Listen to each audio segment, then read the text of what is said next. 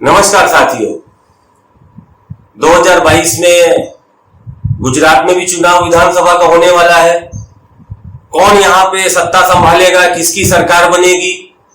Bharatiya Janata party यहाँ पर सत्ता में है पिछले 25 साल से, कांग्रेस विपक्ष में है, आम आदमी पार्टी का यहाँ पर कोई नामो निशान नहीं है। लेकिन इस बार आम आदमी पार्टी भी लड़ेगी, अन्य क्षेत्रीय दल भी कुछ लड़ेंगे और इसमें सत्ता में बाजी कौन मारेगा, कौन मजबूत बनेगा?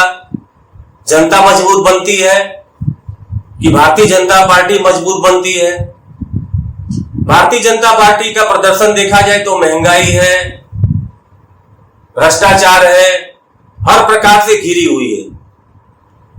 लेकिन वोट लेने में वो कामयाब हो जाते हैं क्योंकि उनके पास कुछ ऐसे वोट बैंक हैं, वो वोट बैंक जो ऐसे कहा जाए कि कुछ भी हो जाए, पेट्रोल 200 रुपया हो जाए, महंगाई चरम सीमा पर हो, बेरोजगारी हो, शिक्षा न हो, स्वास्थ्य की सुविधा न हो, तो भी वो केवल अंधभक्ति में भारतीय जनता पार्टी को वोट देने वाले ही है।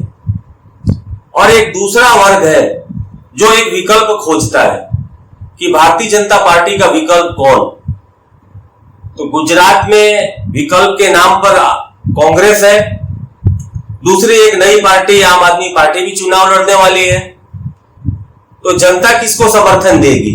जनता उसको समर्थन देगी जो भारतीय जनता पार्टी को हरा सके। उसके लिए क्या करना होगा? उसके लिए कांग्रेस को मजबूत करना होगा। यदि आम आदमी पार्टी में और कांग्रेस में वोट बढ़ गया तो दोबारा फिर भारतीय जनता पार्टी की सरकार बनेगी। भाजपा यही चाहती है कि जो भाजपा से नाराज वर्ग है वो कुछ आम आदमी पार्टी में चला जाए। जो भी 5 से 10% नाराज है भाजपा का वोटर, वो इस बार कांग्रेस को वोट दे दे तो सीधे सीधे कांग्रेस विजयी हो जाए और कांग्रेस की सरकार बन जाए।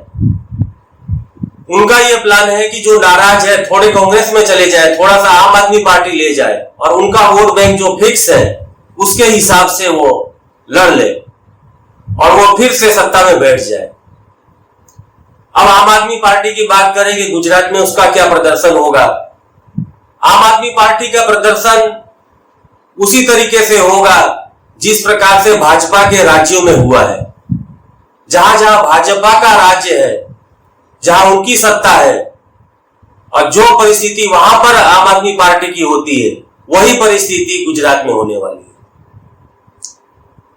केवल वो वोट बैंक काटेंगे, कांग्रेस का वोट बैंक लेकर भारतीय जनता पार्टी को ज्यादा से ज्यादा वो समर्थन देकर वो वोट बैंक उसका मजबूत करेंगे। आम आदमी पार्टी जो होगी वादा करने में बड़े हैं, बड़े बड़े वादे करेंगे, दिल्ली मॉडल बताएंगे, फ्री की बात करेंगे कि आपको बिजली फ्री देंगे, पानी देंगे, पैसा देंगे, हर महीने लोगों को देंगे, हर प्रकार का आपको फ्री का एक लालच देंगे। एक प्रकार लालच होगा और एक तरफ भारतीय जनता पार्टी होगी। दूसरी तरफ गुजरात की जनता कांग्रेस की तरफ देख रही है कि कांग्रेस क्या प्रदर्शन करती है। कांग्रेस का प्रदर्शन ऐसा होगा कि इस समय आज की परिस्थिति में कांग्रेस के पास उन्होंने कोई सीएम का उम्मीदवार नहीं रखा है, अभी उनके पास उन्होंने अभी कोई चेहरा दिया नहीं है। और वही चीज देखा जाए तो भारतीय जनता पार्टी के पास भी सीएम का चेहरा नहीं है, आम आदमी पार्टी का भी पास भी नहीं है। कुछ मुद्दे के ऊपर कांग्रेस को काम करना पड़ेगा। यदि 8 से 10 मुद्दे हैं, उस मुद्दे के ऊपर यदि कांग्रेस काम करे तो आने वाले दिनों में 2022 में कांग्रेस की सरकार बन सकती है। यदि वो मुद्दे के ऊपर कांग्रेस काम नहीं करे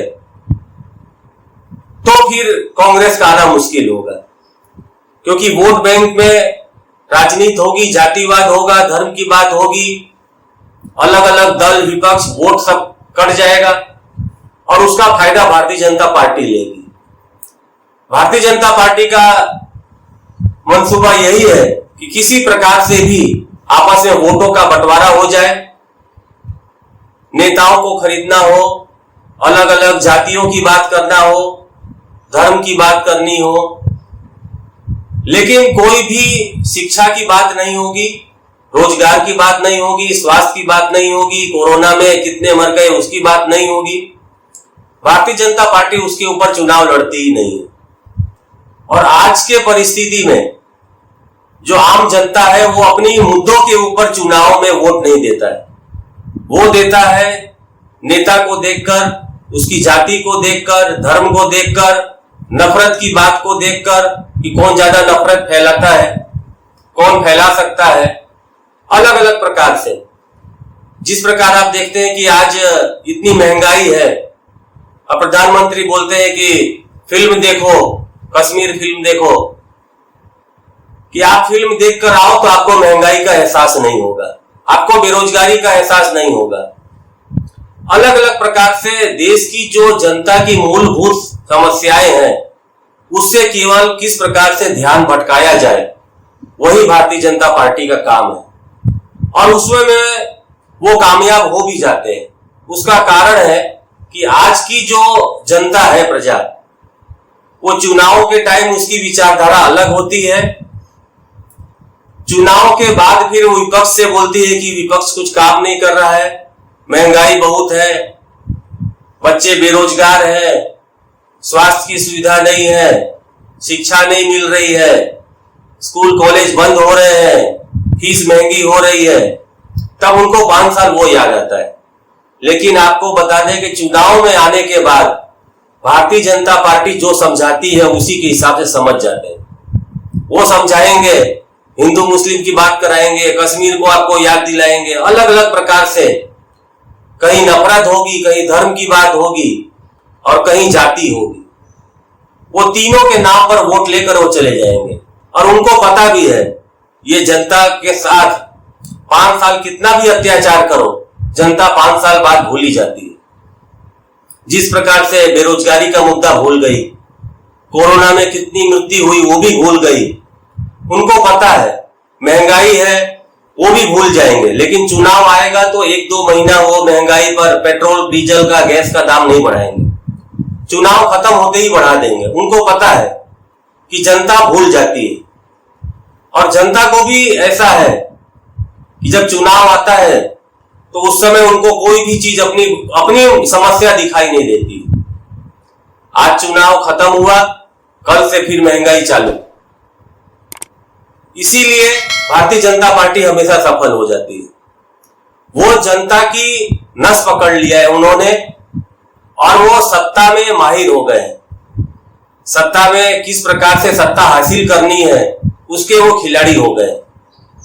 और वो जैसे नचाते हैं वह जनता वैसे नाचती है।